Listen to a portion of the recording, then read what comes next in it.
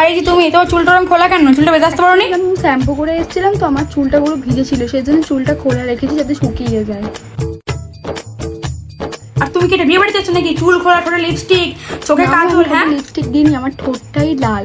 আর কাল আমি বিয়ে বাড়ি গেছিলাম তো ওই কাজল দিয়ে, ওই কাজলটাই রয়ে গেছে চোখেতে, আমি কাজল দিইনি। আচ্ছা, আর টিপ পড়ছো কেন? স্কুলে ভদ্রভাবে আসবে, ঠিক আছে? এই দিশা, বাইরে বেরিয়ে সেলফি তুলবো, ঠিক আছে? মাথার উপরে পরত তুলে এসছো কেন তুমি? শুধু তো আমি একা পাপ করে আসি না, ক্লাসে আরো অনেক কেউ আছে যারা আমাদের। তুমি তোমারটা দেখো, তোমাকে অন্য কারোটা দেখতে হবে না, ঠিক আছে? এই লাস্ট বেঞ্চ, অনেকক্ষণ তো কথা বলে দেখছি, কি কথা বল তুমি? আমাকে পড়া বোঝাচ্ছিল।